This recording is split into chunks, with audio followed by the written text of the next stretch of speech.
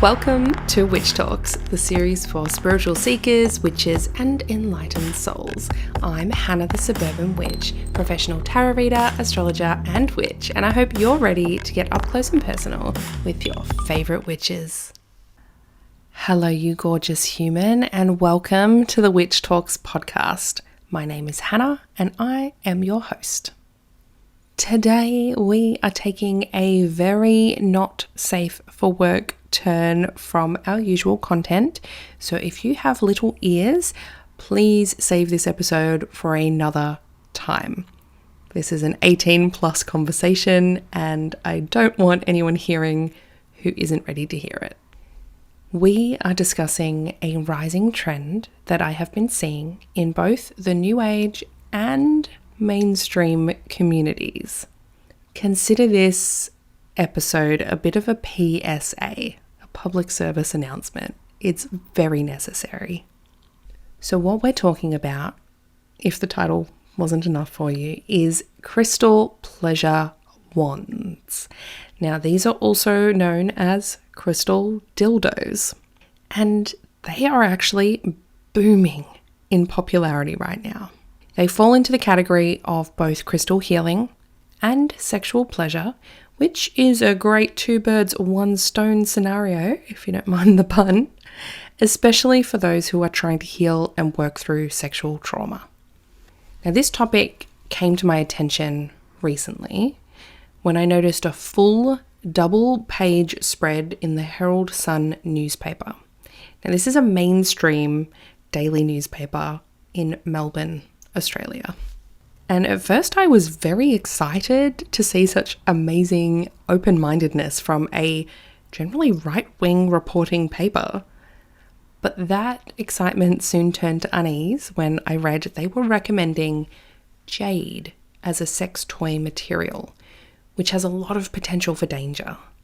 So what this episode aims to do is cover the safety of crystal sex toys, how to choose the best one for you, as well as the healing benefits and potential magical uses for these types of products. So let's start with what is a crystal wand. Well, they're natural alternatives to silicone and rubber sex toys. They're often shaped like a dildo or a yoni egg or anal plug, but made from crystals such as rose quartz, usually. And they aim to satisfy both a physical and a spiritual need. But we need to talk about safety, guys. Firstly, let's chat about porosity. My curly girls out there will know what that word means, but if you don't, I'm going to describe it to you. So any product that is going to be inserted into your body needs to be clean and non-porous. The problem that I saw with jade being recommended is that not only is it extremely expensive, but it's also a semi-porous crystal. The porosity of this crystal is not safe for this use. So this means no matter how well you clean it, it can still carry and breed bacteria, which you do not want to introduce into your body. Keep this in mind as well if you have a jade facial roller or a jade gua sha.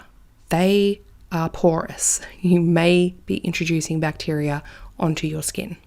So therefore, I recommend you stay away from all jade sex toys and steer clear of shops that promote this product for internal use. Unfortunately, another common material in crystal pleasure wands is black obsidian.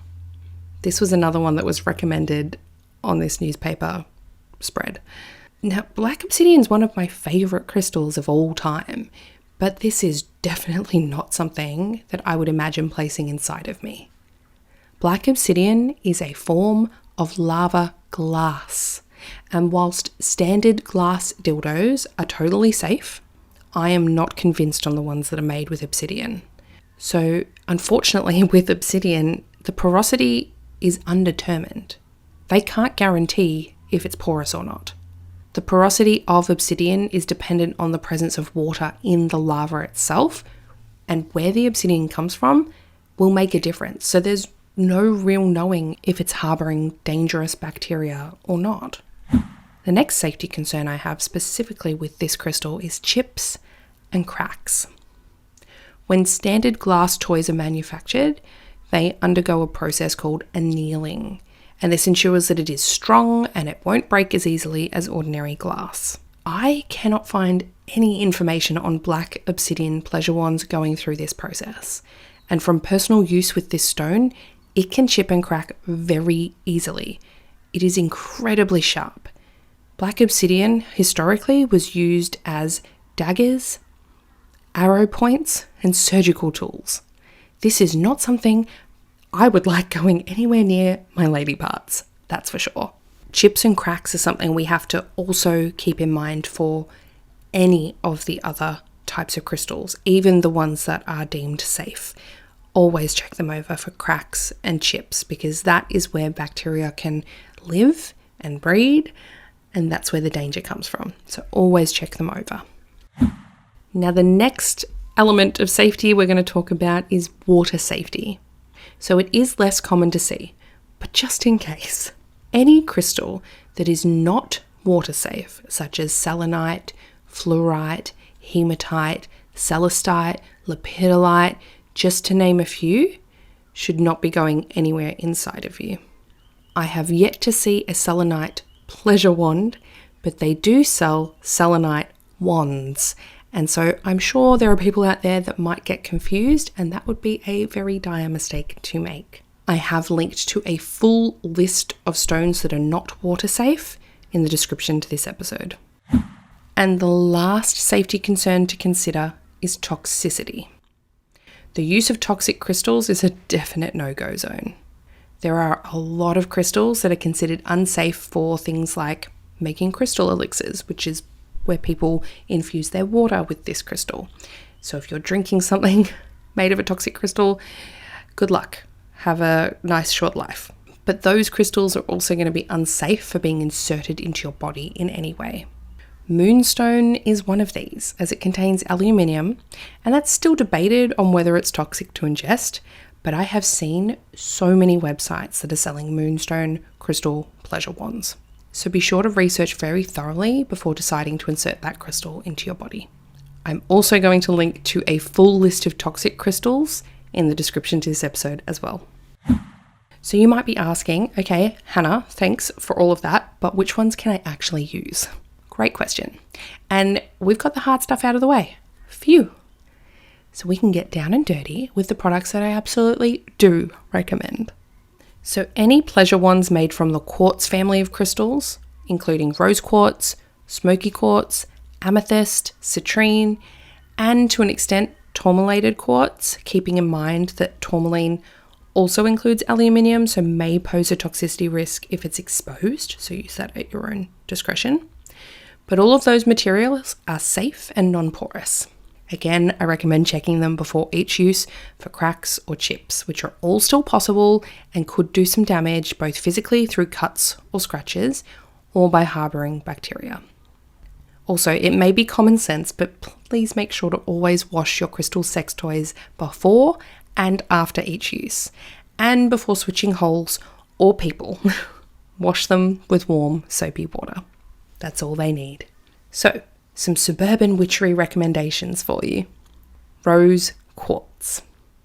This one is perfect to use for giving yourself a large dose of self-love, if you know what I mean. Rose quartz crystal pleasure wands and other toys are perfect for beginners as they have a soft, gentle, and nurturing energy to them. They are a true healing stone and often used in love magic to encourage love into your life or promote a happy relationship. Combining your crystal pleasure wand with a self-love ritual or when activating a love sigil can increase the vibrations and the power associated with your working.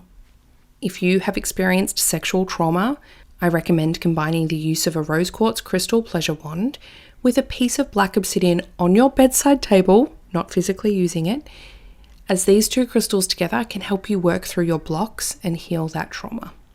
As I've said that out loud, you need more than that to heal your trauma. They are an aid alongside potentially talk therapy or other forms of therapy. So as always, seek professional help from a therapist if the memories or feelings that come up are overwhelming. Personally, I recommend EMDR therapy. It's fantastic. The next one would be clear quartz that I recommend.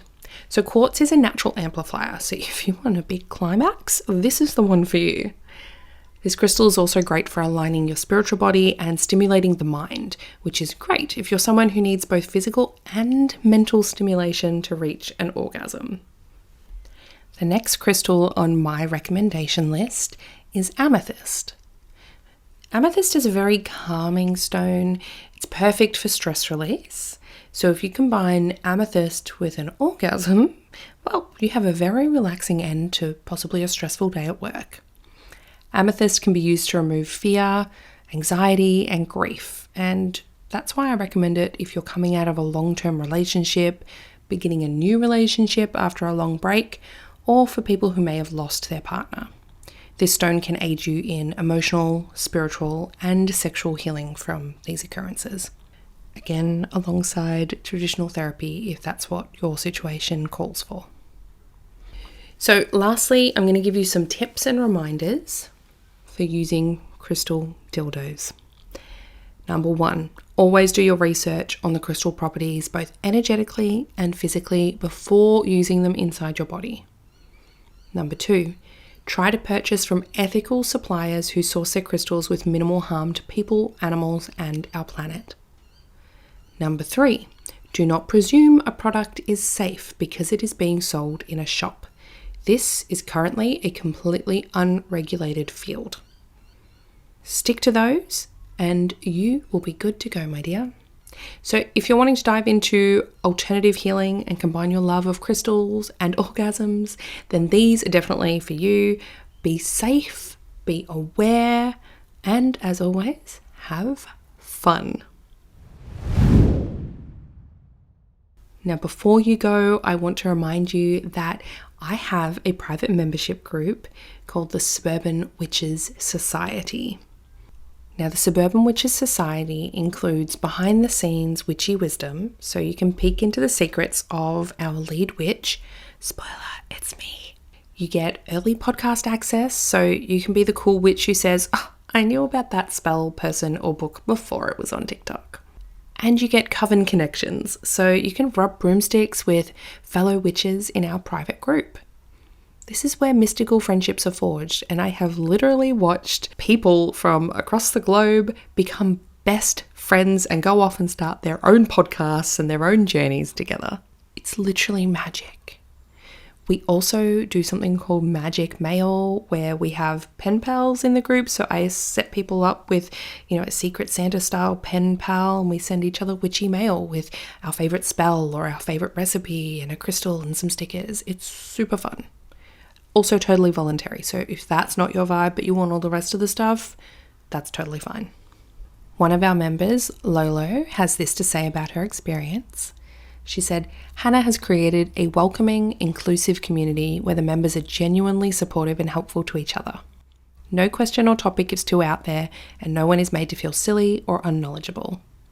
And that just brings so much joy to my heart to hear, because that's exactly what I want. I wanted a safe space for people to express themselves, to ask questions, to grow and develop and make friends. That's exactly what we have. So come on down. Give it a go. It's $30 for the month, but P.S. there's a discount code if you go and listen to the season 2 finale with Michelle Bollinger. Or you can pay an annual amount and get a big discount as well. Spend a few bucks and maybe find your new witchy best friend. That's a pretty good deal. I hope to see you there.